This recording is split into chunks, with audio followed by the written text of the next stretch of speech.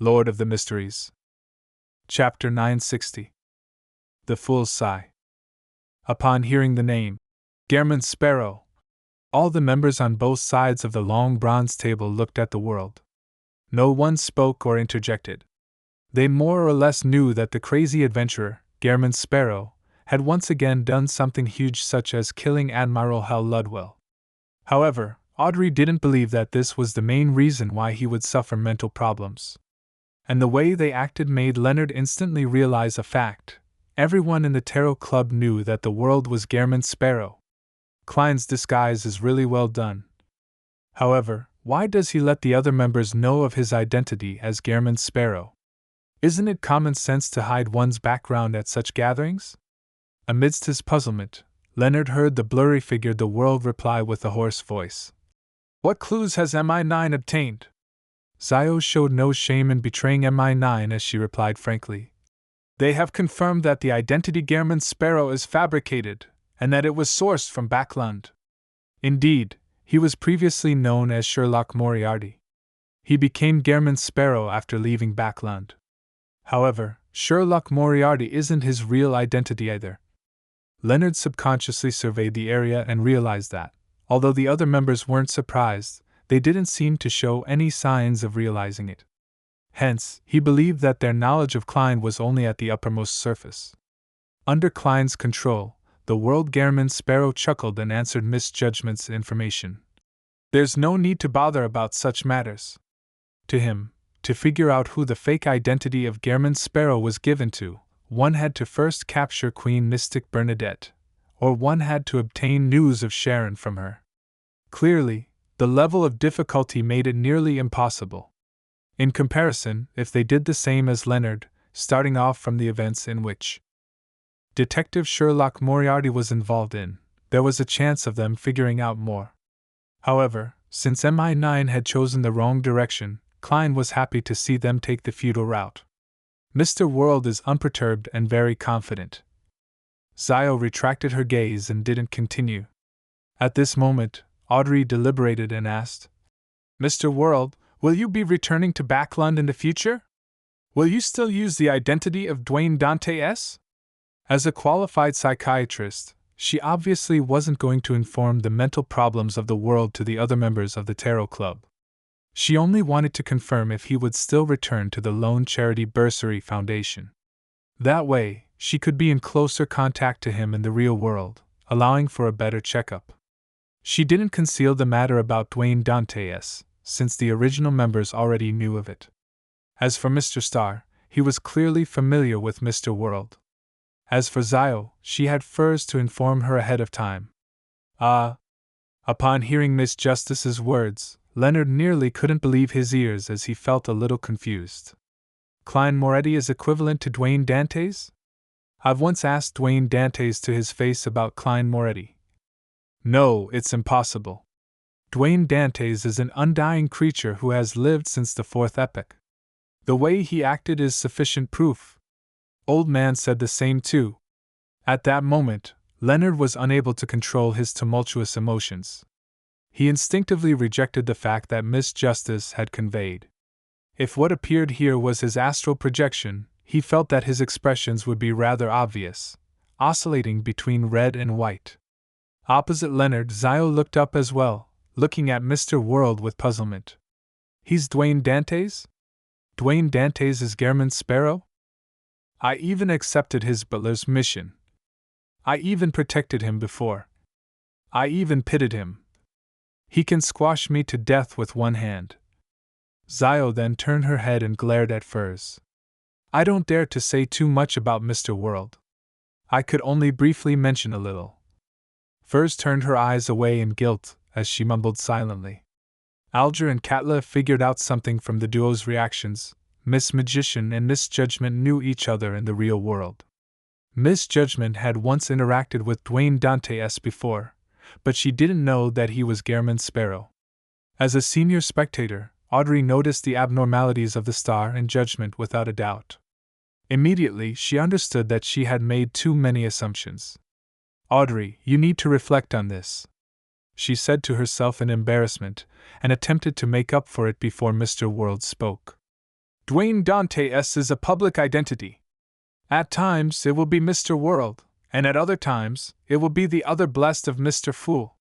So that's how it is. Makes sense. Leonard's mind stirred as he instantly accepted Miss Justice's explanation and figured out many different matters. The Dwayne Dantes that appeared during the period before the breaching of St. Samuel Cathedral's Cheney's Gate was likely Klein. The periods before and after that was the other blessed of Mr. Fool. That death consul? Indeed, he's an undying creature who lived since the fourth epoch. Old man's old friend. Yes, it might be other blessed I'm not aware of, but their levels definitely aren't too low. Other blessed. Does that mean Klein is also considered Mr. Fool's blessed? It's no wonder Mr. Fool said that he comes here and participates in the gathering, but the experiences are different from mine. It's because he's a blessed and enjoys the benediction of Mr. Fool, so he also has the ancient aura. It's why old man doesn't realize that Dwayne Dantes is played by different people. This explains my previous question. As a blessed, Gehrman Sparrow doesn't need to keep his identity a secret. But to Judgment Sigh, Dwayne Dantes being a public identity, or him being Gehrman Sparrow was not her concern. The reason why she overreacted was because, after realizing the truth, she felt embarrassed at all her various thoughts back then. Seeing the atmosphere return to normal, Klein heaved a sigh of relief inwardly and controlled the world Gehrman Sparrow to answer Miss Justice's question. Yes. When the time comes, there might be certain matters that need all of your help. When he finished the second half of his sentence, the world swept his gaze across Justice, the Magician, Judgment, the Star, and the Moon. He has plans for something in Backland? Audrey instantly understood what Mr. World was getting at. She momentarily felt excited but also a little worried. She was excited because she was about to participate in a secret operation that all the participants didn't seem to have any ties with, to the point of not even knowing each other. This was something she had always looked forward to. Her worry stemmed from whether the operation would have any threat to Backland's safety, or if it would bring harm to the innocent. As for danger to herself, she wasn't too worried. She believed that Mr. World would arrange for the mission to be held in the outskirts of the city, provide key information, or cause serious misdirection to the target, without needing any direct participation or fighting. Emlyn was the second person to read between the lines, and this was a result of his innate aversion towards troublesome matters. Will it be troublesome? He thought with a frown without saying a word. While the other members came to a realization, Alger took a deep look at the world Gehrman Sparrow and said, I recently received news that the traitor of the Church of Evernight, Archbishop in Sangwil, was killed in West Balham.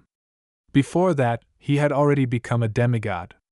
As for the sealed artifact, 0-08, which he had stolen, it's unknown whose hands it's in. The only thing that can be certain is that the battlefield was cleared by the Church of Evernight. The hangman is very updated on the news. It's only been a few days.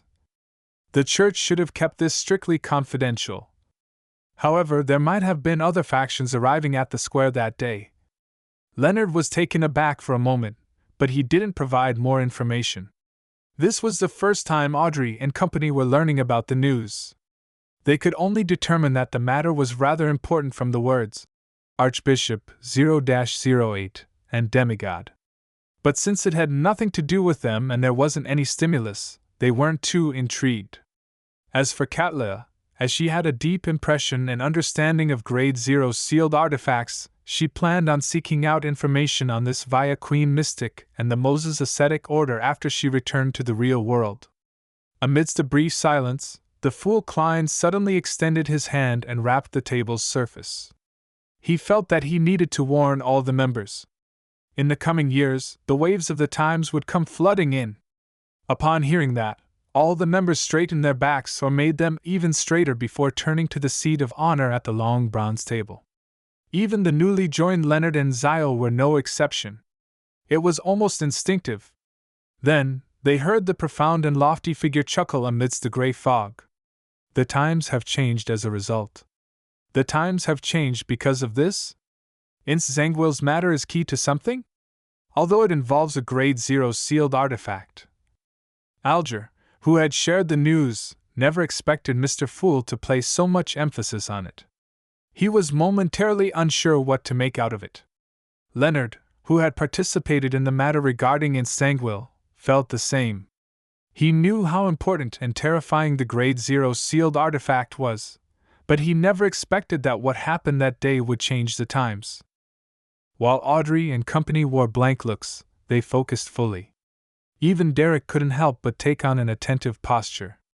The Fool Klein surveyed the area and said with a laugh and sigh, "Adam is one step closer to being divine."